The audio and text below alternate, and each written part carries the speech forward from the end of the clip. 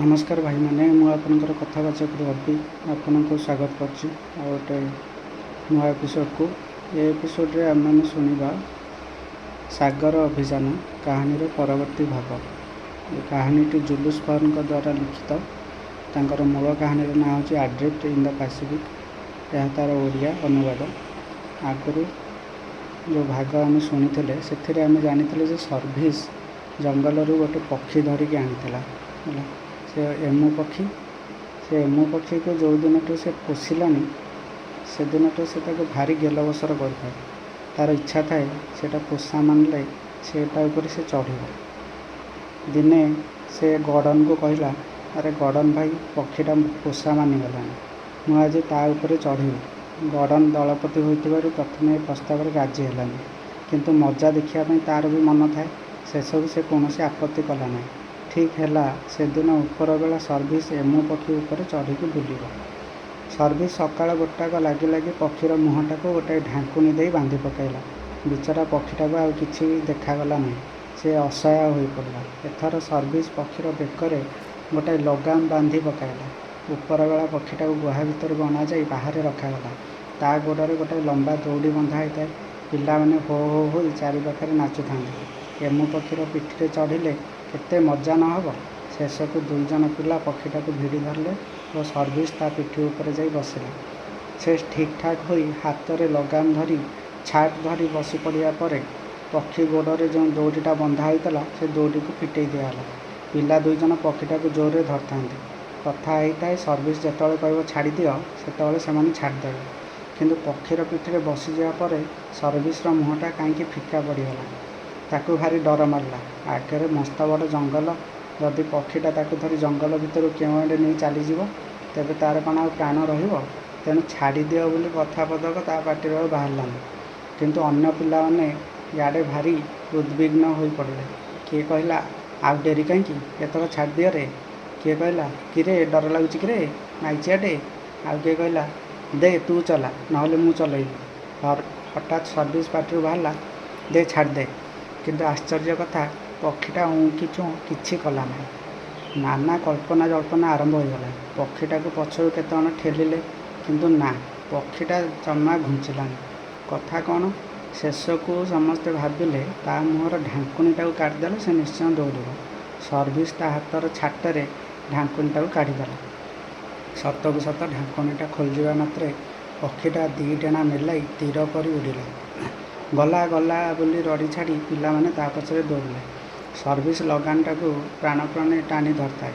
पक्षीटा एते जोरे दौड़ला जे चाहू चाहू सर्विस को नहीं से क्रमशः अदृश्य हो आसला। पछे पछे पिला माने खूब जोर रे दौड़ था कि सर्वनाश है। सर्विस कौन सबुदिन चलीगला। हाय दुर्भाग्य। हठात देखागला सर्विस एमु पक्षी पिठू तलू खसी पड़ा और पक्षीटा दूर जंगल भितर अदृश्य होगला। पिला माने बहुत दौड़ी दौड़ी शेष सर्विस पाखे पहुँचले। तले पड़ जाई बिचरार देह मुंड जखम हो थाए। आ उठा शक्ति न थाए। समस्ते मिसी ताको धीरे धीरे उठेले। देखागला बेसी आघात लगे। शेष को कौन मत से ठिया हो कहला, एडे सुंदर चढ़ईटा हाथ खसीगला गला चलीगला। डोनगान कहला, अरे मूर्ख तो प्राणटा चली जाए ना रक्षा हो। चढ़ई कथा मुहरे धरना। एमु पक्षीर कौन कम करामती। समस्ते हसी हसी गुंफा को फेरिले। क्रमशः नवेम्बर मास आसी उपस्थित है। दक्षिण मेरु अंचल नवेम्बर मासटी गोटे भल मास। ए समय जलवायु बड़ सुंदर। एतिक बेले द्वीपर समस्त अंश बुली देखने भविष्य में बड़ सुविधा हम भावी पिला माने गोटे नूतन अभियान आयोजन आरंभ करदे। गड़न डोरमेगान सर्विस समस्ते 5-6 जन पिला बंदूक पिस्तल बोलो और ल्यास धरी अभियान पथरे बाहरी पड़े। साथी फ्रासो बदुआर मानचित्रटी भी नहीं गले। किछि दिन चली चली से द्वीपर सीमार जा पहुँचले। ए भितर बनर नाना पक्षी ठेकुआ मांस से खाद्य होता। किंतु से नाना प्रकार दृश्य और नाना पहाड़ पर्वत देखा पाई। किछि दिन पर गड़न प्रस्ताव क्रमे समस्ते गुहा को फेरिया लगे। फेरिया रास्तार नाना प्रकार अद्भुत विराट गछ देखा मिलला। गोटाए स्थान में केते गुड़िए चा गछ देखिले। पिलाए सेठारु किछि चाहा पत्र तोड़ी सांगरे आनिले। अभियान शेष कर फेरिया बेले से जंगलरू केतोटी भिकुना धरी आनिଥିଲେ। ଭିକୁନା ହେଉଛି ଗୋଟେ ପ୍ରକାର ପାହାଡ଼ିଆ ଛେଳି। ଛେଳି ପରି ଚେହେରା ସତ, କିନ୍ତୁ ଗୋଡ଼ର ଖୁରା ଖୁବ୍ ଲମ୍ବା, ମୁଣ୍ଡରେ ଶିଙ୍ଗ ଉଠେନି, ଦେହର ଲୋମ ରେଶମ ପରି ନରମ। ଭିକୁନା ଭଲ କ୍ଷୀର ଦିଏ। ଭିକୁନାଗୁଡ଼ିକ ଧରି ସେମାନେ ଫେରୁଛନ୍ତି। ଆଗରେ ଡୋନଗାନ ଓ କ୍ରସ୍ ଚାଲିଛନ୍ତି, ପଛରେ ବାକି 4 ଜଣ ଅଛନ୍ତି। ଘନ ଜଙ୍ଗଲ। ହଠାତ୍ କ'ଣ ଗୋଟେ ଘୋଡ଼ା ପରି ଜୀବ ଲତା ଗହଳରୁ ଗର୍ଜନ କରି ସେମାନଙ୍କ ଆଡ଼କୁ ମାଡ଼ି ଆସିଲା। କିନ୍ତୁ ଆଖି ପିଛୁଳାକେ ବକ୍ସଟାର ତା ଉପରକୁ ବୋଲ ଫାସ ଫୋପାଡ଼ି ଦେଲା। ଅନ୍ୟମାନେ ଗୁଳି କରିବାକୁ ବନ୍ଧୁକ ଟେକୁଥିଲେ, କିନ୍ତୁ ବକ୍ସଟାର ପାଟି କଲା, ମାରନି ମାରନି, ଅଯଥାରେ ବଣପଶୁଙ୍କୁ ମାରନି, ସେ ଆମର ମାଲପତ୍ର ବୋହିବା କାମ କରିପାରେ। ଏତେ ବଡ଼ ଜୀବଟା ବୋଲ ଫାସରେ ବାନ୍ଧି ହୋଇ ହରିଣ ପରି ସ୍ଥିର ହୋଇ ପଡ଼ି ରହିଥିଲା। ଦେଖାଯାଉ କିଛିଟା ଘୋଡ଼ା ପରି ତ କିଛିଟା ଉଟ ପରି। ଦେହର ରଙ୍ଗ ହରିଣ ପରି ଛଉ ଛଉକା। ସେଇଟା କି ଜୀବ ହୋଇଥିବ ବୋଲି ଆଲୋଚନା ଚାଲିଲା। ଗଡ଼ନର ବନ୍ୟ ପଶୁପକ୍ଷୀଙ୍କ ବିଷୟରେ ଭଲ ଧାରଣା। ସେ କହିଲା, ଏଇଟା ହେଉଛି ଗୁଆନାକ। ଦକ୍ଷିଣ ଆମେରିକାରେ ବି ଏ ଜନ୍ତୁ ଦେଖାଯାଆନ୍ତି। ଗୁଆନାକ ବେକରେ ଲ୍ୟାସ ଦଉଡ଼ି ବାନ୍ଧି ତା ଦେହରୁ ଫାସ ଫିଟାଇ ଦେଲା। ସେ ବିଚାରା ପଳାଇବାକୁ ଚେଷ୍ଟା କଲାନି। ପଶୁଟିକୁ ଧରି ପିଲାମାନେ ହୋ ହଲ୍ଲା କରି ଗୁମ୍ଫା ପାଖକୁ ଫେରି ଆସିଲେ। ଏହି ସଫଳତା ଦେଖି ସମସ୍ତେ ହିପ୍ ହିପ୍ ହୁର୍ରେ ବୋଲି ସିଂହନାଦ କରିଉଠିଲେ। ଏମିତି ହସଖେଳ ଭିତରେ ଜୀବନ କଟି ଚାଲିଲା। ସମସ୍ତେ ଖୁସିରେ ଥାଆନ୍ତି। କିନ୍ତୁ ଜ୍ୟାକ୍ ପିଲାଟି ସବୁବେଳେ ମୁହଁ ଶୁଖାଇ ବସୁଛି ଦେଖି ବ୍ରାୟାନ୍ତ ଚିନ୍ତାରେ ପଡ଼ିଗଲା। କଥା କ'ଣ ବୁଝିବା ଲାଗି ସେ ତାକୁ ଏକାନ୍ତକୁ ଡାକି ନେଇ ଦିନେ ପଚାରିଲା, ଆରେ ତୋର କ'ଣ ହେଇଛି? ତୁ ଏମିତି କାହିଁକି ଗୁମ୍ ହେଇକି ରହୁଛୁ? ଜ୍ୟାକ୍ କହିଲା, ନାହିଁ ହବ କ'ଣ, କିଛି ନାହିଁ। ତଥାପି ବ୍ରାୟାନ୍ତ ଧରି ବସିଲା ସେ ତା ମନ କଥା କହୁ। ତେଣୁ ଜ୍ୟାକ୍ କହିଲା, ଠିକ୍ ଅଛି, ସୁବିଧା ଦେଖି ଆଉ ଦିନେ କହିବି, କହି ଖସିକି ଚାଲିଗଲା। କୁଟୁମ୍ବ ବଢ଼ିଲେ ଜଞ୍ଜାଳ ବଢ଼େ। ଫରାସୀ ଗୁମ୍ଫାରେ ସେ ପିଲାଙ୍କ ଅବସ୍ଥା ବି ସେୟା ହେଲା। ଏତେ ବଣପଶୁଙ୍କୁ ଧରିଲେ ସିନା ସେଗୁଡ଼ାକ ରହିବେ କେଉଁଠି? ତେଣୁ ସମସ୍ତେ ମିଶି କଥା ହେଲେ ଯେ ପଶୁଙ୍କ ରହିବା ପାଇଁ ଗୋଟେ ଗୁହାଳ ଘର ତିଆରି କରିବେ। ବଣରେ ତ କାଠର ଅଭାବ ନଥାଏ। କାଠ କାଟି ଆଣି ଏକ ବଡ଼ ଗୁହାଳ ଘର ତିଆରି ଚାଲିଲା। ଅନ୍ତତଃ 30ଟା ଜନ୍ତୁ ଯେପରି ରହିପାରିବେ ତାକୁ ଚାହିଁ ବଡ଼ ଘରଟିଏ ହେଲା। ଭବିଷ୍ୟତରେ ସେମାନଙ୍କ ପିଲାଙ୍କ ରହିବା ପାଇଁ ବ୍ୟବସ୍ଥା ହେଲା। ସେପଟେ ୱିଲକସ୍ ଅଧିକ ବଣଜନ୍ତୁ ଧରିବା ପାଇଁ ସବୁଦିନ ବଣରେ ଜନ୍ତା ପକାଇଲା। କିଛିଦିନ ଭିତରେ ତା ଜନ୍ତାରେ ଆଉ ଗୋଟାଏ ଗୁଆନାକ ଧରାପଡ଼ିଲା। 2ଟି ଭିକୁନା ମଧ୍ୟ ପଡ଼ିଲେ। ଏପରି ଧରୁ ଧରୁ ଥରେ ସେ ଗୋଟାଏ ଓଟ ପକ୍ଷୀ ମଧ୍ୟ ଧରି ପକାଇଲା। ଜାହାଜରେ ଅନେକ ଲୁହା ଜାଲି ଥିଲା। ସେଥିରେ ସେମାନେ ପକ୍ଷୀ ଧରିବା ପାଇଁ ଗୋଟାଏ ଜନ୍ତା ତିଆରି କଲେ। ଫଳରେ ପ୍ରତିଦିନ ପକ୍ଷୀ ଧରା ଚାଲିଲା। ପଶୁପକ୍ଷୀଙ୍କଠାରୁ ପ୍ରତିଦିନ କ୍ଷୀର, ଅଣ୍ଡା ଆଉ ମାଂସ ମିଳିଲା। ସେମାନେ ଜାଣିଗଲେ ଏଥର ଆଉ ଖାଦ୍ୟର ଅଭାବ ରହିବ ନାହିଁ। ପଶୁପକ୍ଷୀ ଧରା କାମରେ ବନ୍ଧୁକ ବ୍ୟବହାର ନ କରି ସେମାନେ ଧନୁଶର ହିଁ ବ୍ୟବହାର କରିଥିଲେ। କାରଣ ହାତରେ ଥିବା ବାରୁଦତକ ସାରିଦେବାକୁ କାହାର ସାହସ ପାଉନଥିଲା। ଭବିଷ୍ୟତରେ ବାରୁଦ ଯେ ଦରକାର ନ ପଡ଼ିବ ସେ କଥା କିଏ କହିବ? ଯଦି କେହି ଶତ୍ରୁ ଆସି ଆକ୍ରମଣ କରିବ, ସେତେବେଳେ ତ ବାରୁଦ ନିଶ୍ଚୟ ଦରକାର ପଡ଼ିବ। ତେଣୁ ବନ୍ଧୁକ ବାରୁଦ ସବୁ ସାଇତି ରଖାହୋଇଥାଏ। କିନ୍ତୁ ଏ ଭିତରେ ଶତ୍ରୁ ନ ଆସୁଣୁ ଥରେ ବାରୁଦ ଦରକାର ପଡ଼ିଲା। ସେତେବେଳକୁ ଶୀତଦିନ ପାଖେଇ ଆସୁଥାଏ। ହଠାତ୍ ଦିନେ ଦେଖାଗଲା ଯେ ଗୁମ୍ଫାରେ ଆଉ ଜାଳେଣୀ ତେଲ ପ୍ରାୟ ନାହିଁ। କ'ଣ କରାଯିବ? ବିନା ଆଲୁଅରେ ଚଳିବେ କେମିତି? ଭାବୁ ଭାବୁ ବ୍ରାୟାନ୍ତ ମୁଣ୍ଡରେ ଗୋଟାଏ ବୁଦ୍ଧି ପଶିଲା। ସେ କହିଲା, ସିଲ୍ ମାଛ ଦେହରେ ବହୁତ ଚର୍ବି ଥାଏ। ଆମେ ଯଦି ସମୁଦ୍ରରୁ କିଛି ସିଲ୍ ମାଛ ମାରି ଆଣିବା, ତେବେ ଚର୍ବି ମିଳିବ ଆଉ ଜାଳେଣୀ ତେଲ ଅଭାବ ଜଣାପଡ଼ିବନି। ଏକଥା ଶୁଣି ସମସ୍ତେ ସିଲ୍ ଶିକାର କରିବାକୁ ଡେଇଁ ପଡ଼ିଲେ। ବ୍ରାୟାନ୍ତ ଭାବିଥିଲା ଛୋଟ ପିଲାଙ୍କୁ ଗୁମ୍ଫାରେ ଛାଡ଼ିଦେଇ କେବଳ ବଡ଼ ପିଲାମାନେ ସିଲ୍ ଶିକାର କରିବାକୁ ଯିବେ। କିନ୍ତୁ ଗଡ଼ନ କହିଲା, ନାଇଁ, ପିଲାମାନେ ବହୁତ ଦିନ ହେଲା ସମୁଦ୍ର ଦେଖିନାହାନ୍ତି, ତେଣୁ ସମସ୍ତେ ଯିବା। ସେୟା ହେଲା। ସେଦିନ ପାଗ ଭଲ ଥାଏ, ଆକାଶର ମେଘ ନଥାଏ। ଏ ଭିତରେ ସେମାନେ ଗୁଆନାକକୁ ଟାଣିବା ପାଇଁ ଗୋଟିଏ ଶଗଡ଼ ତିଆରି କରିଥିଲେ। ବର୍ତ୍ତମାନ ଶଗଡ଼ରେ ଗୁଆନାକ 2ଟିକୁ ଯୋଚି ଦିଆଗଲା। ଚର୍ବି ଆଣିବା ଲାଗି ଶଗଡ଼ରେ 12ଟି ବଡ଼ ପିପା ଲଦାଗଲା। ସକାଳୁ ସକାଳୁ ସମସ୍ତେ ହାତରେ ବନ୍ଧୁକ ଧରି ଜିଲାନ୍ ନଦୀର କୂଳେ କୂଳେ ସମୁଦ୍ର ଆଡ଼କୁ ଚାଲିଲେ। ଶଗଡ଼ ତ ଚାଲିଥାଏ। 4-5 କିଲୋମିଟର ଯିବା ପରେ ଛୋଟ ପିଲାମାନେ କହିଲେ ସେମାନେ ଆଉ ଚାଲିପାରିବେ ନାହିଁ। ତେଣୁ ସେମାନଙ୍କୁ ବି ଶଗଡ଼ରେ ବସାଇ ଦିଆଗଲା। ଦିନ 10ଟା ବେଳକୁ ପିଲାମାନେ ଯାଇ ସମୁଦ୍ର କୂଳରେ ପହଞ୍ଚିଲେ। ଦୂରରୁ ଦେଖାଗଲା କୂଳସାରା ସିଲ୍ ମାଛ ଖେଳୁଛନ୍ତି। କେତେଟା ସିଲ୍ ପଥର ଉପରକୁ ଆସି ଆରାମରେ ଖରା ପୁଉଁଛନ୍ତି।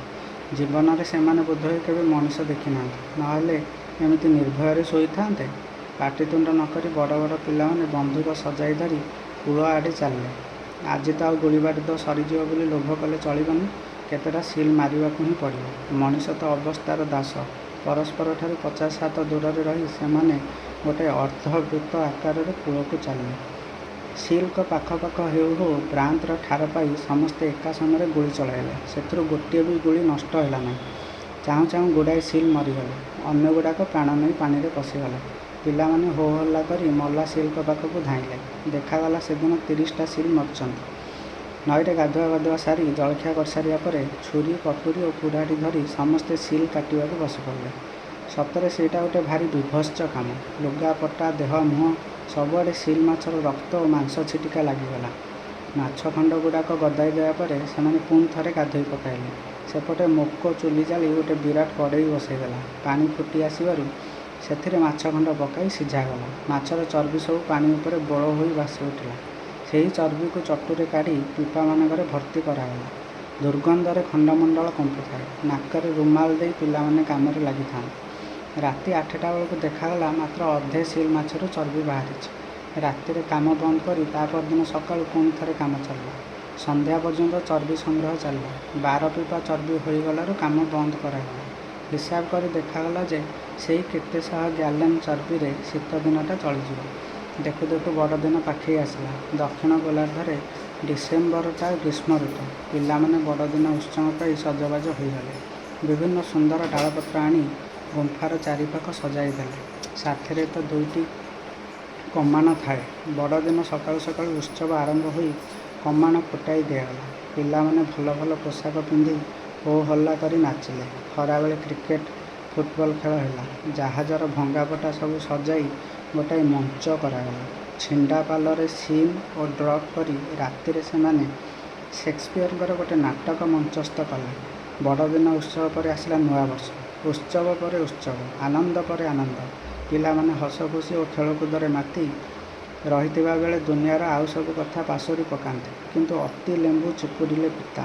ଦୀର୍ଘ 10 ମାସ ଧରି ଖେଳକୁଦ, ଶିକାର, ବଣଭୋଜି ଚାଲିଥିବାରୁ ବଡ଼ ପିଲାଙ୍କୁ ଏ ଉତ୍ସବ ସବୁ ବିଶେଷ ଭଲ ଲାଗିଲା ନାହିଁ। ସମସ୍ତଙ୍କର ମନେ ପଡ଼ିଲା ନିଜ ନିଜ ଦେଶର କଥା, ବାପା ମା'ଙ୍କ ସ୍ନେହବୋଳା ଆଦର କଥା। ଏ ନିର୍ଜନ ଦ୍ୱୀପରେ ସେମାନେ ଆଉ କେତେ ଦିନ ଏମିତି କାଟିବେ? ଉଦ୍ଧାରର ତ କୌଣସି ସମ୍ଭାବନା ନାହିଁ। ଚାରିଆଡ଼େ ସମୁଦ୍ର। ଆଉ କେତେ ଦେଶର ଜାହାଜ ସମୁଦ୍ରରେ ନ ଯାଉଛି?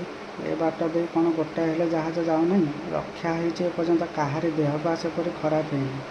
ଆଗକୁ ଶୀତକାଳ ମାଡ଼ି ଆସୁଛି। ସେମାନଙ୍କୁ ଏ ଦକ୍ଷିଣ ମେରୁର ଶୀତ ପୁଣି ଥରେ ସହିବାକୁ ପଡ଼ିବ।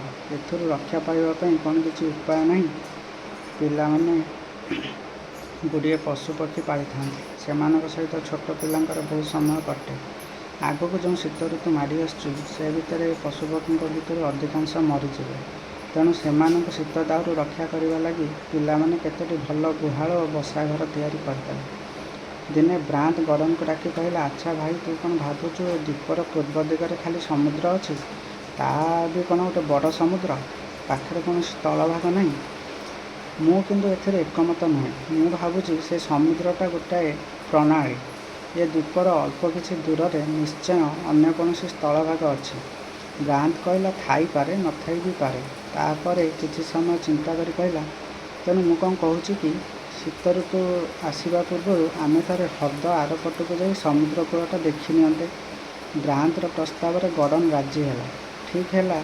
ବ୍ରାଣ୍ଡ, ତା ଭାଇ ଜ୍ୟାକ୍ ଓ ମୋକୋ ଗୋଟେ ଡଙ୍ଗା ନେଇ ହ୍ରଦ ଆରପଟକୁ ଯିବେ ଓ ଦ୍ୱୀପର ପୂର୍ବ ଉପକୂଳଟା ଭଲ କରି ଦେଖି ଆସିବେ। ସାଥିରେ ଭଲ ଦୂରବୀକ୍ଷଣ ଯନ୍ତ୍ର ବି ନେଇଥିଲେ।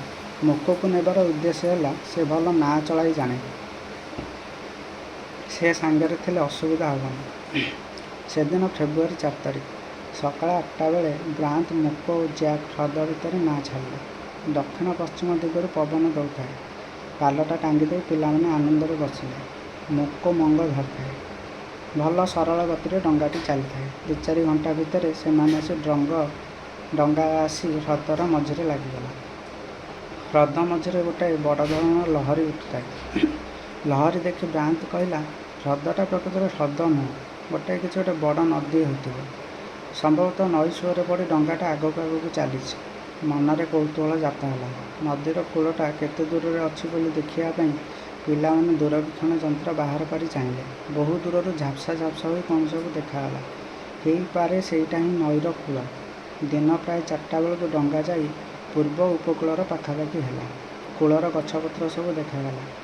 ପୂର୍ବ ଦିଗର କୂଳଟା ପଶ୍ଚିମ କୂଳ ଅପେକ୍ଷା ଅଗଭୀର। ପାଣି ତଳେ ନାନା ପ୍ରକାର ଗଛ ଜନ୍ମିଥାଏ।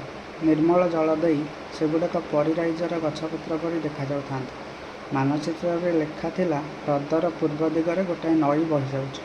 ବ୍ରାହ୍ମଣ କହିଲା, ଡଙ୍ଗାଟାକୁ ଆଉ କିଛି ଦୂର ଆଗେଇ ନେଲେ ଯଦି ନଈଟା ଦେଖାଯିବ। ସତକୁ ସତ ଆଉ କିଛି ଦୂର ଆଗକୁ ଯିବା ପରେ ଦେଖାଗଲା ଗୋଟେ ଛୋଟ ନଦୀ ହ୍ରଦରୁ ବାହାରି ପୂର୍ବ ଦିଗକୁ ବୋହିଯାଇଛି। ହ୍ରଦର ଜଳ ନଦୀରେ ବୋହି ଚାଲିଥିବା ଫଳରେ ହ୍ରଦରେ ଲହରୀ ଦେଖାଯାଉଥିଲା।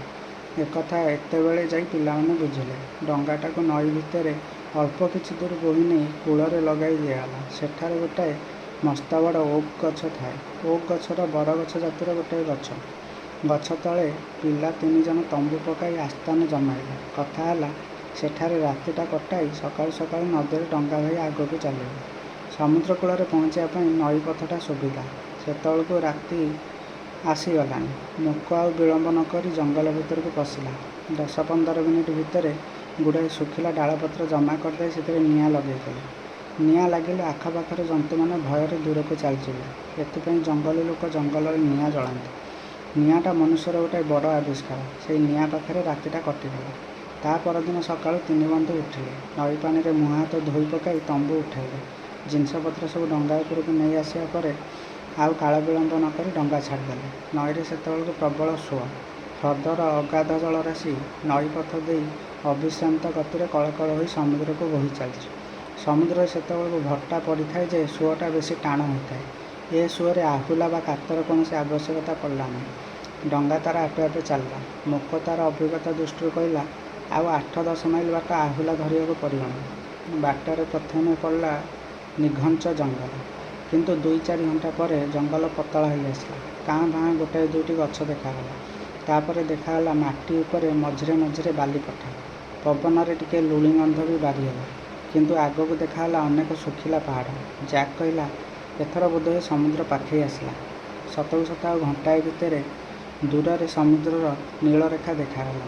ଡଙ୍ଗାଟି କୂଳରେ ବାନ୍ଧି ଦେଇ 3 ଜଣ ବାଲି ଉପରେ ଓହ୍ଲାଇ ପଡ଼ିଲେ। ସମୁଦ୍ରର ସୁନେଲି ବାଲି ଉପରେ ଚାଲୁ ଚାଲୁ ଦେଖାଗଲା ସମସ୍ତ ସମୁଦ୍ର ଉପକୂଳଟି ଛୋଟ ଛୋଟ ଗୁଡ଼ିଏ ପାହାଡ଼ରେ ପୂର୍ଣ୍ଣ ହୋଇକି ରହିଛି। ବଡ଼ ଆଶ୍ଚର୍ଯ୍ୟ କଥା, ଏତେ ଗୁଡ଼ିଏ ପାହାଡ଼ ନା, ଚାରିଆଡ଼େ ଖାଲି ପାହାଡ଼। କିନ୍ତୁ ମଜାର କଥା ଯେ ସବୁଗୁଡ଼ିକ ଛୋଟ ପାହାଡ଼, ବଡ଼ ପାହାଡ଼ ଜମା ନାହିଁ। ବୁଲି ବୁଲି ସେମାନେ ବିଭିନ୍ନ ପାହାଡ଼ ଭିତରେ ପ୍ରାୟ 20ଟା ଖଣ୍ଡେ ଗୁମ୍ଫା ଆବିଷ୍କାର କଲେ। ମୁକ କହିଲା, ଆହା, ଆମ ହତଭାଗା ଜାହାଜଟା ହେଲେ ଏଇଠି ଲାଗିଥାନ୍ତା। ଏ ସ୍ଥାନରେ ରହିବାରେ ମୋଟେ ଅସୁବିଧା ହୁଅନ୍ତା ନାହିଁ। ଦେଖୁନ ଗୁମ୍ଫାଗୁଡ଼ିକ କି ସୁନ୍ଦର ଘର କରି ହେଇଛି। ବ୍ରାହ୍ମଣ କହିଲା, ରହିବା କଥା କ'ଣ କହୁଛ? ଖାଇବା ପିଇବାକୁ ବି ପ୍ରଚୁର ମିଳନ୍ତା। ନଈରେ କ'ଣ ମିଠା ପାଣିର ଅଭାବ ଅଛି? ଆଉ ପଛରେ ଅଳ୍ପ ଦୂରରେ ଯେଉଁ ଜଙ୍ଗଲ ଛାଡ଼ି ଆସିଲେ ସେଠାରେ ଶିକାର କରିବା ପାଇଁ ଯଥେଷ୍ଟ ପଶୁପକ୍ଷୀ ବି ମିଳନ୍ତେ। ଜ୍ୟାକ୍ କହିଲା, ସତରେ ଭାଇ, ମୁଁ ସେଇ ଜଙ୍ଗଲରେ ସୁନ୍ଦର ସୁନ୍ଦର ଚଢ଼େଇ ଦେଖିଲି। ଚାଲ କେତେଟା ଚଢ଼େଇ ମାରିବା। 3 ଜଣ ପୁଣି ଥରେ ଜଙ୍ଗଲ ଆଡ଼କୁ ଚାଲିଲେ। ଜଙ୍ଗଲରେ ଗୁଡ଼ାଏ ଚଢ଼େଇ ଶିକାର କରାଗଲା। ବ୍ରାହ୍ମଣ କହିଲା, ଏମିତି ତଟକା ଖାଦ୍ୟ ମିଳୁଥିବା ଯାଏଁ ଆମ ପାଖରେ ଗଚ୍ଛିତ ଥିବା ଖାଦ୍ୟରେ ହାତ କାହିଁକି ଦେବା? ଯେତେଦିନ ପାରିବା ଚଢ଼େଇ ମାଂସ ଖାଇ ଚଳିଯିବା। କିଛି ଜଳଖିଆ କରିସାରିବା ପରେ ସମୁଦ୍ର କୂଳ ଦେଖିବା ପାଇଁ 3 ବନ୍ଧୁ ପୁଣି ଥରେ କୂଳ ଆଡ଼କୁ ଆସିଲେ। ଦିନ ସେତେବେଳେ 2ଟା କି 3ଟା। ଭାରି ଖରା। ବୁଲି ବୁଲି ଶେଷରେ ସେମାନେ ଗୋଟାଏ ଖୁବ୍ ଉଚ୍ଚ ପାହାଡ଼ ଉପରକୁ ଚଢ଼ିଲେ। ପାହାଡ଼ ଉପରେ ଠିଆ ହୋଇ ଦୂରବୀକ୍ଷଣ ଯନ୍ତ୍ର ଧରି ଚାରିଆଡ଼କୁ ଚାହିଁବାରୁ ଦ୍ୱୀପର ପ୍ରକୃତ ରୂପଟା ଦେଖାଗଲା। ହ୍ରଦଟା ଦ୍ୱୀପର ମଝିରେ। ହ୍ରଦର ଚାରିପଟେ ଜଙ୍ଗଲ। ହ୍ରଦଠାରୁ ଦୂରକୁ ଥିବା ଜଙ୍ଗଲଟା ପତଳା। ହ୍ରଦଟା ନଥିଲେ ବୋଧହୁଏ ମୋଟେ ଗଛପତ୍ର ନଥାନ୍ତା। ଚାରିପଟର ଉପକୂଳ ମରୁବାଲିରେ ପୂର୍ଣ୍ଣ। ପୂର୍ବ ଦିଗରେ ରହିଛି ଗୋଟାଏ ସୀମାହୀନ ସାଗର। ବ୍ରାହ୍ମଣ, ମୁକ ଓ ଜ୍ୟାକ୍ ତିନିହେଁ ଦୂରବୀକ୍ଷଣ ଯନ୍ତ୍ର ନେଇ ଚାରିଆଡ଼ ପରୀକ୍ଷା କଲେ। ହଠାତ୍ ମୁକ କ'ଣ ଗୋଟାଏ ଆବିଷ୍କାର କଲା। ସେ ପୂର୍ବ ଦିଗର ସମୁଦ୍ର ସେପଟେ ସ୍ଥଳଭାଗର ସାମାନ୍ୟ ଟିକେ ଚିହ୍ନ ଦେଖିବାକୁ ପାଇଲା। କହିଲା, ଦେଖିଲ ବ୍ରାହ୍ମଣ, ବହୁତ ଦୂରରେ ସ୍ଥଳଭାଗ ଦେଖାଯାଉନି? ବ୍ରାହ୍ମଣ ତା ହାତରୁ ଦୂରବୀକ୍ଷଣ ଯନ୍ତ୍ର ନେଇ ଦେଖିଲା ଯେ ପ୍ରକୃତରେ ବହୁତ ଦୂରରେ ପାହାଡ଼ ପରି ଧୂସର ରେଖାଟିଏ ଦେଖାଯାଉଛି। ଗୋଟାଏ ନୂତନ ଆଶାର ରେଖା 3 ଜଣଙ୍କ ମୁହଁକୁ ଉଜ୍ଜ୍ୱଳ କରିଦେଲା। କିଏ କହିବ ସେଇ ସ୍ଥଳଭାଗରୁ ଦିନେ ଜାହାଜ ଆସି ଦ୍ୱୀପରୁ ଲାଗିପାରେ। ସେତେବେଳେ କ'ଣ ଏଇ ଅଜ୍ଞାତ ଦ୍ୱୀପରୁ ମୁକ୍ତି ମିଳିବନି? ପିଲା 3 ଜଣ ନାନା କଳ୍ପନା ଜଳ୍ପନା ଭିତରେ ବୁଡ଼ିଗଲେ। ଏଣେ କ୍ରମଶଃ ସନ୍ଧ୍ୟା ହୋଇ ଆସିଲା। ସେମାନେ ସମୁଦ୍ର କୂଳକୁ ଆସି ଡଙ୍ଗା ପାଖରେ ପହଞ୍ଚିଲେ। ଡାଳପତ୍ର ଜମାଇ ମୁକ ନିଆଁ ଲଗାଇଲା। 3 ଜଣ ମିଶି ନିଆଁରେ କେତେଟା ଚଢ଼େଇ ସିଝେଇ ଦେଲେ। ସେଇ ମାଂସରେ ରାତି ଖିଆଟା ଚାଲିଗଲା। ଜିନିଷପତ୍ର ସବୁ ଡଙ୍ଗାରେ ସଜାଇ ଦେଇ ସେମାନେ ଅପେକ୍ଷା କରି ରହିଲେ ଜୁଆରକୁ। ଜୁଆର ପଡ଼ିଲେ ସୁବିଧାରେ ଡଙ୍ଗା ଚାଲିବ। ଖୁବ୍ କମ୍ ସମୟ ଭିତରେ ହ୍ରଦକୁ ଫେରିହେବ।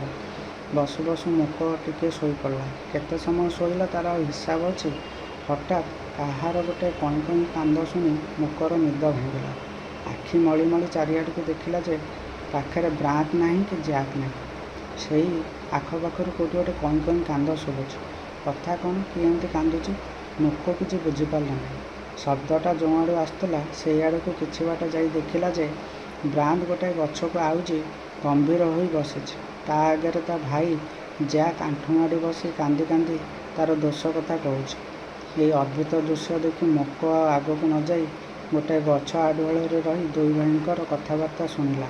ସମସ୍ତ ଘଟଣା ବୁଝିବାକୁ ପାଇ ସେ ବିଚରା କାଠ ପାଲଟିଗଲା।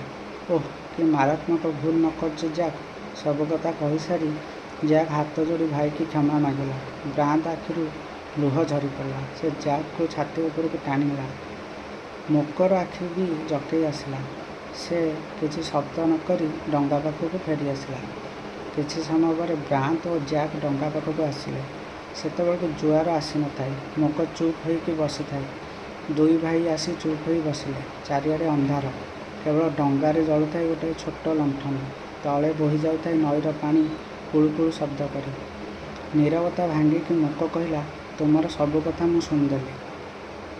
କ'ଣ କହିଲୁ ମୁକ? ବ୍ରାଣ୍ଡ ଚମକି ଉଠିଲା। ଜ୍ୟାକ୍ ଯେଉଁ କାମ କରିଛି ସେଇ କଥା। ତୁ କେମିତି ଶୁଣିଲୁ? ଜଙ୍ଗଲ ଭିତରେ ତମେ ଦୁଇ ଜଣ ବସି କଥା ହେଉଥିଲ। ସତରେ ମୁକ, ଜ୍ୟାକ୍ ବଡ଼ ଦୋଷ କରିଛି। କିନ୍ତୁ ତୁ ତ ଦେଖିଲୁ ସେ ସେଥିପାଇଁ ଅନୁତାପ କରୁଛି। ବ୍ରାଣ୍ଡ ବିନୀତ ହୋଇ କହିଲା। ହଁ, ତମେ ତାକୁ କ୍ଷମା କର ବ୍ରାଣ୍ଡ, ମୁକ କହିଲା। ମୁଁ ତ କ୍ଷମା କଲି, କିନ୍ତୁ ଅନ୍ୟମାନେ କ୍ଷମା କରିବେ ତ? ସେମାନେ ବି କ୍ଷମା କରିବା ଉଚିତ। ଆଚ୍ଛା, ସେମାନଙ୍କୁ ଏ ବିଷୟ ମୋଟେ ନ ଜଣାଇଲେ କେମିତି ହୁଅନ୍ତା?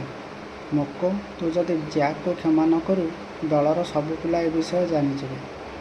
ବ୍ରାଣ୍ଡ ବହୁତ କାକୁତି ମିନତ ହୋଇ ମୁକର ହାତ ଧରି ପକାଇଲା। ନୀରବରେ କଟିଗଲା କେତୋଟି ପବିତ୍ର ମୁହୂର୍ତ୍ତ। ରାତି ସେତେବେଳକୁ 10ଟା। ଧୀରେ ଧୀରେ ସମୁଦ୍ରରୁ ଜୁଆର ଆସିଲା। ଜୁଆର ପାଣିର ଧକ୍କା ଆସି ବାଜିଲା ଡଙ୍ଗାରେ। କାଳ ବିଳମ୍ବ ନ କରି ମୁକ ଡଙ୍ଗା ଭିଡ଼ିଲା। କାତ ମାରିବା ଆବଶ୍ୟକତା ନାହିଁ। ଆହୁଲା ପକାଇବା ଲୋଡ଼ା ନାହିଁ। ଡଙ୍ଗା ତାର ଆପେ ଆପେ ଚାଲିଥାଏ। ଖୁବ୍ କମ୍ ସମୟରେ ଡଙ୍ଗା ଆସି ହ୍ରଦରେ ପହଞ୍ଚିଗଲା। ଏଥର ଟିକିଏ ପରିଶ୍ରମ, ସାମାନ୍ୟ ଟିକେ କାତ ମାରିଲେ ଡଙ୍ଗା ତାର ଚାଲିବ। କାମରେ ତିନି ବନ୍ଧୁ ଲାଗିଗଲେ। ତା ପରଦିନ ସକାଳ ବେଳୁ ଡଙ୍ଗା ଆସି ଫରାସୀ ଗୁମ୍ଫା ମୁହଁରେ ଲାଗିଲା। ସେଇ ପାଖରେ ଇଭରସନ୍ ବସି ମାଛ ଧରୁଥିଲା। ଡଙ୍ଗା ଆସିବାର ଦେଖି ସେ ଆନନ୍ଦରେ ନାଚି ଉଠିଲା। ଆସିଗଲ ରେ, ନମସ୍କାର ବ୍ରାଣ୍ଡ ଭାଇ। ବ୍ରାଣ୍ଡ ପ୍ରଭୃତି ପୂର୍ବ ଉପକୂଳରୁ ଫେରିବାର କିଛି ଦିନ ହେଇଗଲାଣି। ଏ ଭିତରେ ପିଲାମାନଙ୍କ ମନରେ ଦୃଢ଼ ବିଶ୍ୱାସ ଜନ୍ମିଲାଣି ଯେ ସେମାନେ ଯେଉଁ ଦ୍ୱୀପରେ ଆସି ରହିଛନ୍ତି ତାହା ଜଗତର ଅନ୍ୟ ସମସ୍ତ ଅଞ୍ଚଳଠାରୁ ବିଚ୍ଛିନ୍ନ। ଦୁନିଆରେ କେହି ଏ ଦ୍ୱୀପ ବିଷୟରେ ଜାଣିନାହାନ୍ତି। ଏ ଦ୍ୱୀପଟା ଗୋଟେ ଅଜ୍ଞାତ ଦ୍ୱୀପ। ଭଗବାନଙ୍କ କୃପାରୁ ଯଦି କୌଣସି ଜାହାଜ ଅଚାନକ ଭାବରେ ଆସି ଦ୍ୱୀପରେ ଲାଗିବ ତାହେଲେ ମୁକ୍ତି ମିଳିବ, ନଚେତ୍ ଏଇଠି ମରିବାଟା ସୁନିଶ୍ଚିତ। ତଥାପି ନିରାଶ ନ ହୋଇ ଜୀବନ ଯାପନ କରିବା ଖରାପ। ଯେତେ ଦିନ ବଞ୍ଚିବା ସେତେ ଦିନ ମଣିଷ ପରି ବଞ୍ଚିବା, ସୁଖରେ ବଞ୍ଚିବା। ତେଣୁ ସେମାନଙ୍କ ନୀତିଦିନିଆ ଜୀବନ ସେହି ପୂର୍ବ ପରି ଚାଲିଥାଏ। ଚାହୁଁ ଚାହୁଁ ଜୁନ୍ ମାସ ଚାଲି ଆସିଲା। ଗତ ବର୍ଷ ଜୁନ୍ ମାସ 10 ତାରିଖରେ ପିଲାମାନଙ୍କ ମଧ୍ୟରୁ ଗଡ଼ନକୁ ଦଳପତି ରୂପେ ବଛା ହୋଇଥିଲା। ଗଡ଼ନର ନେତୃତ୍ୱରେ ବର୍ଷଟି କଟିଗଲା। ଏ ବର୍ଷଟା ଭିତରେ କେତେ କ'ଣ ଘଟିଯାଇଛି। ଚଳିତ ବର୍ଷ ଜୁନ୍ 10 ତାରିଖରେ ପୁଣି ଥରେ ନୂଆ ଦଳପତି ବାଛିବା କଥା। ଡୋନଗାନର ମନ, ସେ ଏ ବର୍ଷ ଦଳପତି ହେବ। ବ୍ରାଣ୍ଡ ସହିତ ଡୋନଗାନର ଜମା ପଡ଼େନି। ସେ ବ୍ରାଣ୍ଡକୁ ମୁରବୀ ପରି ମାନିବାକୁ ଭଲ ପାଏନି। ଏ ଭିତରେ ଥରେ ଡୁଡୁ ଖେଳରେ ବ୍ରାଣ୍ଡ ଆଉ ଡୋନଗାନ ଭିତରେ କଳି ଲାଗିଯାଇଥିଲା। କଳିଟା କଥାରେ କଥାରେ ନ ତୁଟି ହାତାହାତି ପର୍ଯ୍ୟନ୍ତ ଯାଇଥିଲା। ଯାହା ହେଉ ଦଳପତି ଗଡ଼ନ ଘଟଣାରେ ହସ୍ତକ୍ଷେପ କରି କଳିଟା ତୁଟାଇ ଦେଇଥିଲା। ସେତେବେଳେ ଗଡ଼ନ ଡୋନଗାନକୁ ଶୁଣାଇ କହିଥିଲା ଯେ ଡୋନଗାନ ଯଦି ଦଳ ଭିତରେ କଳିଗୋଳ କରେ, ସମସ୍ତଙ୍କୁ ଅମାନ୍ୟ କରେ, ତେବେ ତା ଦଳର ପିଲାଙ୍କୁ ନେଇ ସେ ଅନ୍ୟ ସ୍ଥାନକୁ ବାହାରି ଯାଉ। ଏଇଟା ଗୋଟେ କମ୍ ଧମକ ନୁହଁ। ଡୋନଗାନ ମନରେ ସେଇ ରାଗଟି ଥାଏ। ତାର ମନ ଏଥର ଗଡ଼ନ ଆଉ ବ୍ରାଣ୍ଡ କେହି ଦଳପତି ନ ହୋଇ ସେ ନିଜେ ଦଳପତି ହେଲେ ଦୁଇ ଜଣଙ୍କ ଉପରେ ପ୍ରତିଶୋଧ ନେବ। ତେଣୁ ଜୁନ୍ ମାସ 10 ତାରିଖ ପାଖେଇ ଆସିବାର ଦେଖି ସେ ଦଳ ଭିତରେ ତା ପାଇଁ ଖୁବ୍ ପ୍ରଚାର ଆରମ୍ଭ କଲା। କିନ୍ତୁ ଏତେ ପ୍ରଚାର ସତ୍ତ୍ୱେ ମୋଟେ 3 ଜଣ ପିଲା ତା ପକ୍ଷରେ ବାହାରିଲେ। ସେମାନେ ହେଲେ କ୍ରସ୍, ୱେବ୍ ଆଉ ୱିଲ୍କକ୍ସ। ଜିଣିବାର ଆଶା ଖୁବ୍ କମ୍। ମନେ ମନେ ବିଚରା ରକ୍ତଚାଉଳ ଚୋବାଇ ହେଉଥାଏ। ଆଜି 10 ଜୁନ୍। ଉପରବେଳା ଭୋଟ। ପ୍ରତ୍ୟେକ ପିଲାଙ୍କୁ ଖଣ୍ଡେ ଖଣ୍ଡେ କାଗଜ ଦିଆଗଲା। କଥା ହେଲା, ପ୍ରତ୍ୟେକ ପିଲା ନିଜର ମନୋନୀତ ଦଳପତିର ନାମ ସେଇ କାଗଜରେ ଲେଖି ଭୋଟ ବାକ୍ସରେ ଗଳାଇବେ। ସେ ଆଇନ ହେଲା। दिन 3टा बेलू वार्डन भोट बाक्स खोलिला। समस्त आगे भोट गणति है। देखाला ब्रांच पाई 8टा भोट, डोनगान पाई 3टा भोट, गॉर्डन पाई 1 भोट। डोनगान आउ राग देखे राग आउ ईर्षारे से मुंड बाल छिंडे पकाइला। तार बोध है ए अपमान आउ सही हेबनी। से मने मने ठीक करदेला दल छाड़ी चलଯିବ।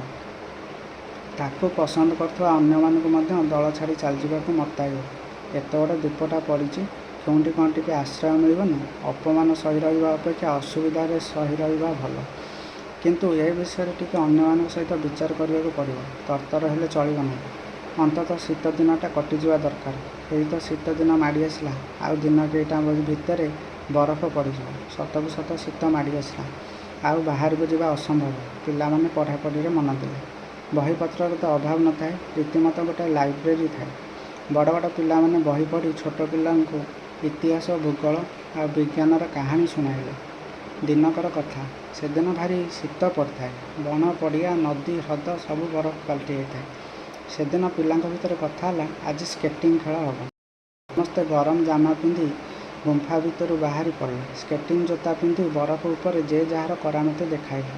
किए से 2-4 पाद चली चली माकड़ चित मारी खसी पड़ा तो किए से 10-15 मिनिट पर्यंत चक्र मारिक घूरिला। स्केटिंग खेलर उस्ताद है डोनगान क्रॉस आउ जैक। डोनगान और क्रॉस एका दलर पिला। से दुहें स्केटिंग करी करी अन्य मानक ठारू दूर को चलीगले। एने नुआ दल प्रति ब्रांच शुणाईदेला जे कहीं हेले बेसी दूर को जापर नहीं। अंधार हो समस्ते गुंफा को आसू। सूर्य अस्त हवा मात्रे ब्रांच गुहा पाखे रही 3 थर तुरी बजाइब।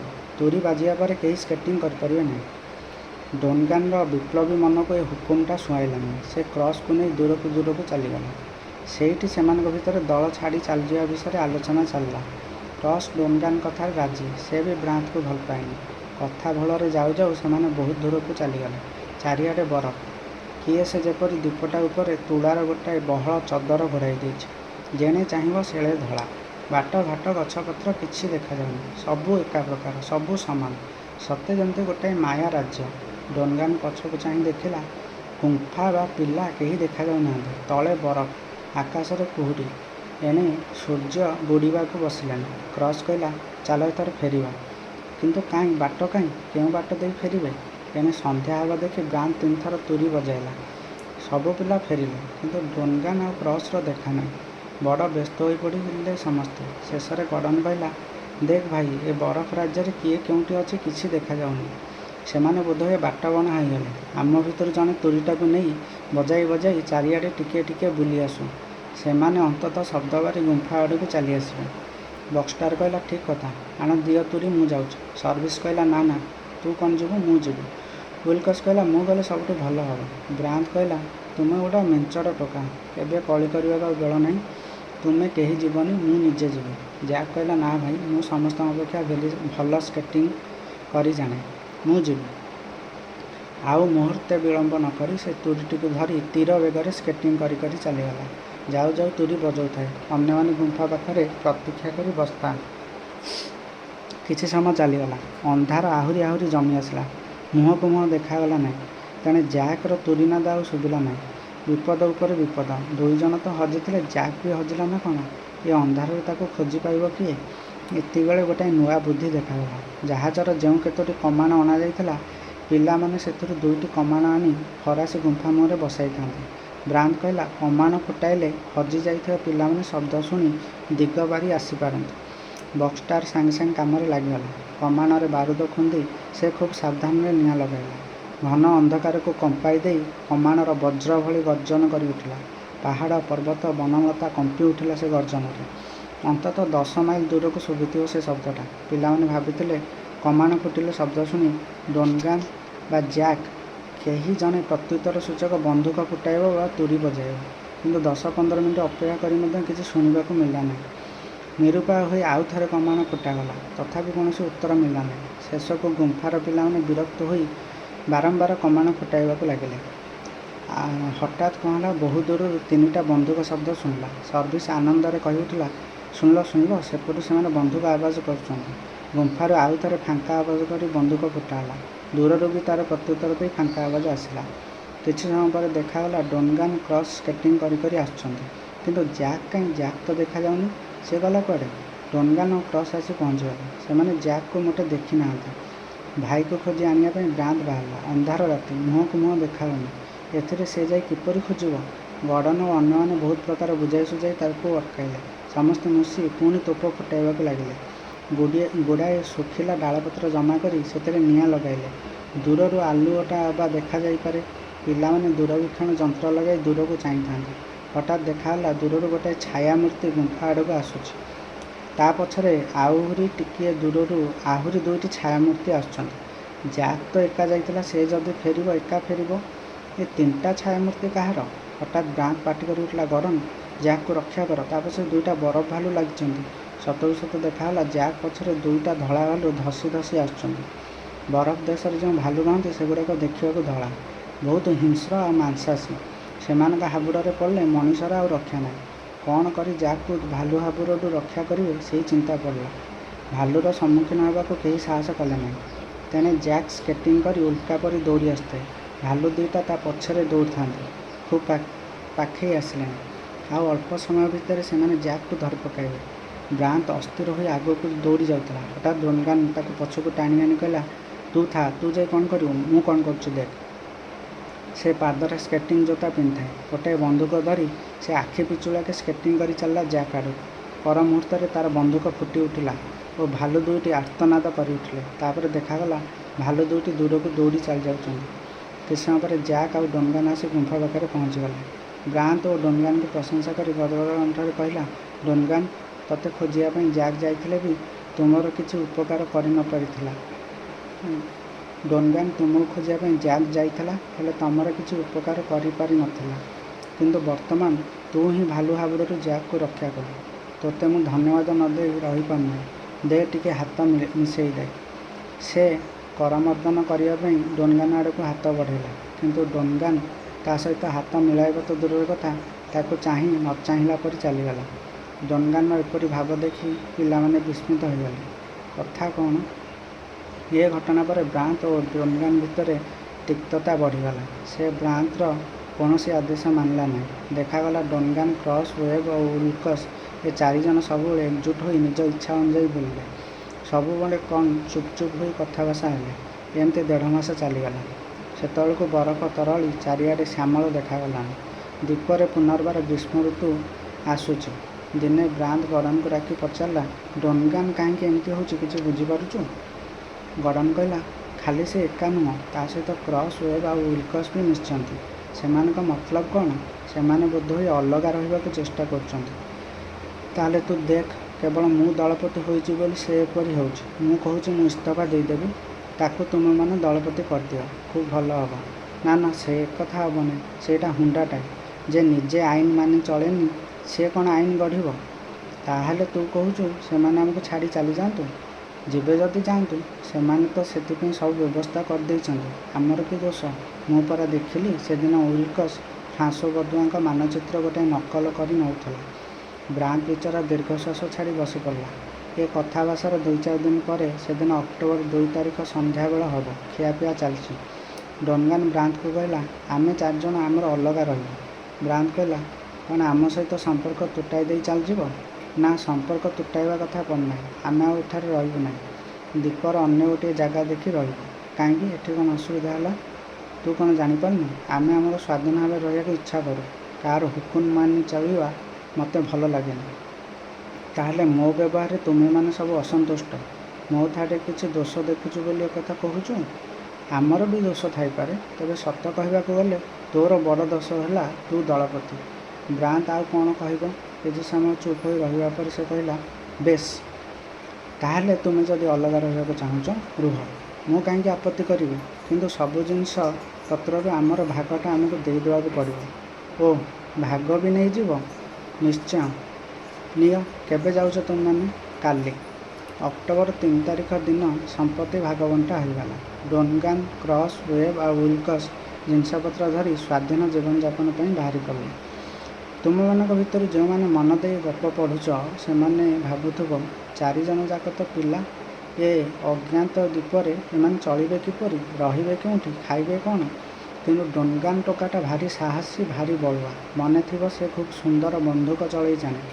ବ୍ରାଉନ୍ ପ୍ରଭୃତି ହ୍ରଦର ପୂର୍ବ ଦିଗରେ ଥିବା ଉପକୂଳ ଅଞ୍ଚଳରୁ ଫେରିବା ପରେ ପିଲାମାନଙ୍କୁ ପୂର୍ବ ଉପକୂଳ କଥା ବର୍ଣ୍ଣନା କରି ଶୁଣାଇଥିଲେ।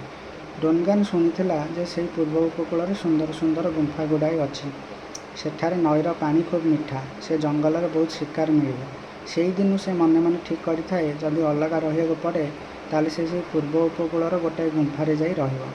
ଶିକାର କରି ଖାଦ୍ୟ ସାମଗ୍ରୀ ପାଇଯିବ। ପାଣି ତ ଅଛି। ସମୁଦ୍ର କୂଳରେ ରହିଲେ ବି ସେ ଦିଗରେ ଯାଉଥିବା ଜାହାଜ ଠାବ କରିହେବ। ତା ମତରେ ଅଜ୍ଞାତ ଦ୍ୱୀପଟା ଦକ୍ଷିଣ ଆମେରିକାର ଖୁବ୍ ନିକଟରେ ହେବ।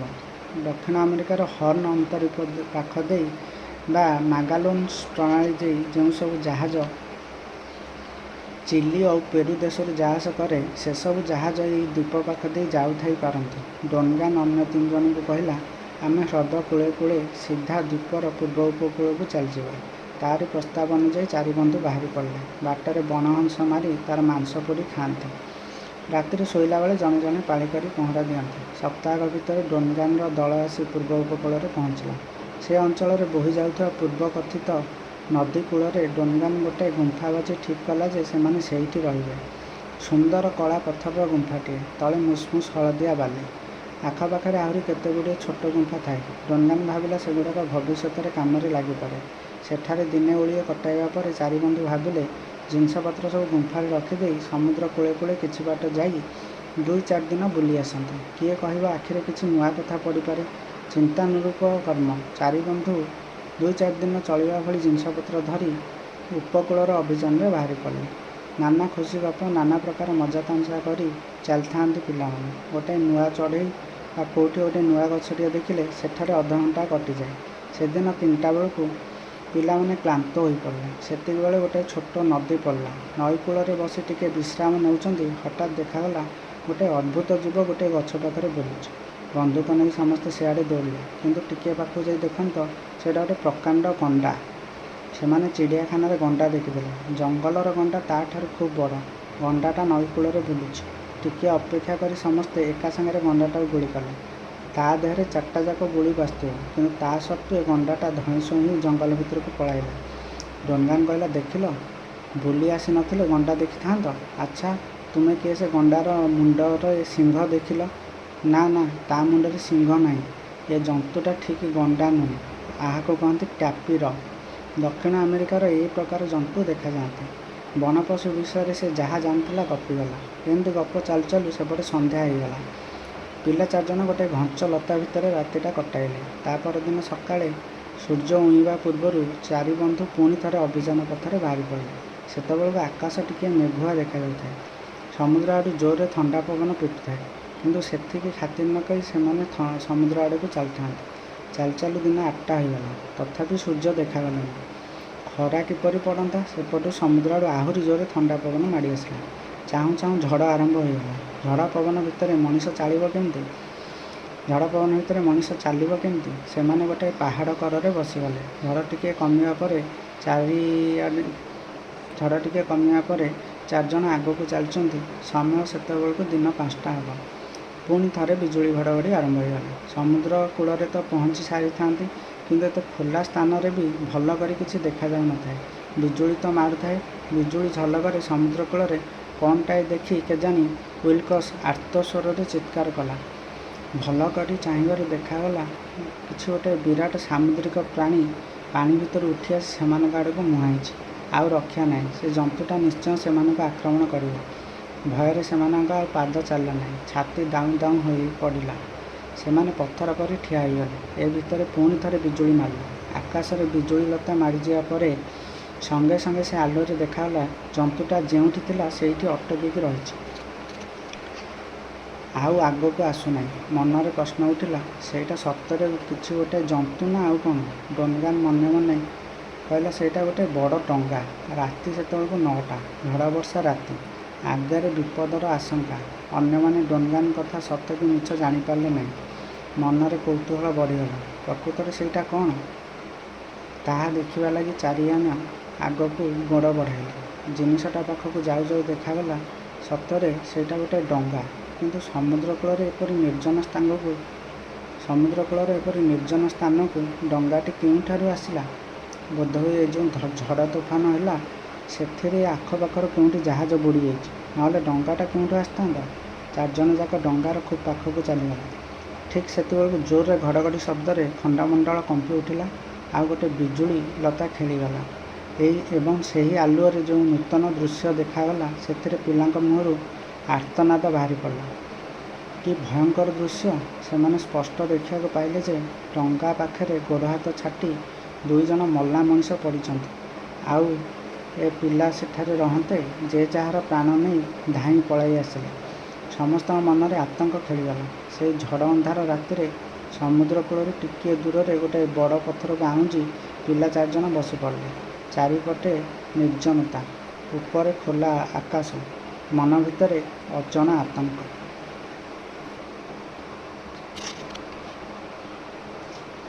ଖୋଲା ଆକାଶ ତଳେ ରାତିଟା ଭାରି କଲବଲରେ କଟିଲା।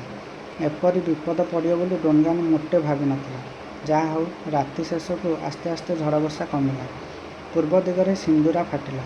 ମେଘୁଆ ଆକାଶ ଭିତରୁ ସୂର୍ଯ୍ୟଙ୍କର ଆଲୁଅ ଟିକିଏ ଝରିବାକୁ ଲାଗିଲା। ଏଥର ଗୁମ୍ଫାକୁ ଫେରିବା କଥା। ଗୁମ୍ଫାଟା ତ ବେଶୀ ଦୂରରେ ନୁହେଁ। ଫେରିବା ପୂର୍ବରୁ ଡୋନଗାନ କହିଲା, ଚାଲ ଡଙ୍ଗାରେ ଥିବା ସେଇ ମୁର୍ଦାର 2ଟାକୁ ଆଉ ଥରେ ଦେଖି ଆସିବା। ସୁବିଧା ହେଲେ କବର ଦେଇଦେବା। 4 ଜଣ ମିଶି ପୁଣି ଥରେ ସେ ଡଙ୍ଗା ପାଖକୁ ଆସିଲେ। କିନ୍ତୁ ଆଶ୍ଚର୍ଯ୍ୟ କଥା, ଡଙ୍ଗାଟା ଯେଉଁଠି ଥିଲା ସେଇଠି ଅଛି, କିନ୍ତୁ ତା ଭିତରେ ସେଇ ମୁର୍ଦାର 2ଟା ଆଉ ନାହିଁ। ମୁର୍ଦାର 2ଟା ଗଲା କୁଆଡ଼େ? କ'ଣ ରାତାରାତି ଆସି କିଏ ନେଇଗଲା? ପିଲାମାନେ ସବୁ ଆଖପାଖ ଖୋଜି ପକାଇଲେ। ଡଙ୍ଗା ତଳେ ବି ଟିକିଏ ଦେଖିନେଲେ, କିନ୍ତୁ ନା, ମୁର୍ଦାର 2ଟା ଆଉ ନାହିଁ। ୱିଲକକ୍ସ ପଚାରିଲା, ଲୋକ 2ଟା ବଞ୍ଚିଥିଲେ ନା କ'ଣ ରାତାରାତି ଉଠିକି ଚାଲିଗଲେ? ୱେବ୍ କହିଲା, ସେ କଥା କିଏ କହିବ? ଡୋନଗାନ କହିଲା, ବଞ୍ଚିଥିଲେ ଝଡ଼ ବର୍ଷାରେ ସେମାନେ ଶୋଇଥାନ୍ତେ। ସେମାନେ ବଞ୍ଚି ନଥିଲେ। ମୁର୍ଦାର 2ଟା। ମୁଁ ଭାବୁଛି ସମୁଦ୍ର ଲହରୀରେ ଭାସିଗଲେ। କାଲି ରାତିରେ ଲହରୀ ଦେଖିଛଟି? ଏହା କହି ସେ ସାଙ୍ଗେ ସାଙ୍ଗେ ଦୂରବୀକ୍ଷଣ ଯନ୍ତ୍ର ବାହାର କରି ସମୁଦ୍ରକୁ ଆଉ ସମୁଦ୍ର କୂଳକୁ ନିରୀକ୍ଷଣ କଲା। କିନ୍ତୁ କାହିଁ, କେଉଁଠି ତ ମୁର୍ଦାର 2ଟା ଦେଖାଯାଉନି। ପିଲାଙ୍କ ମନରେ ନାନା ପ୍ରକାର ସନ୍ଦେହ ଉଠିଲା। ପୁଣି ଥରେ ଯାଇ ଡଙ୍ଗାଟାକୁ ଭଲ କରି ଖୋଜିଲେ। ଡଙ୍ଗା ଭିତରେ ପୁଳାଏ ଛିଣ୍ଡା ପାଲ, ଗୋଛାଏ ମୋଟା ଦଉଡ଼ି ପଡ଼ିଥାଏ।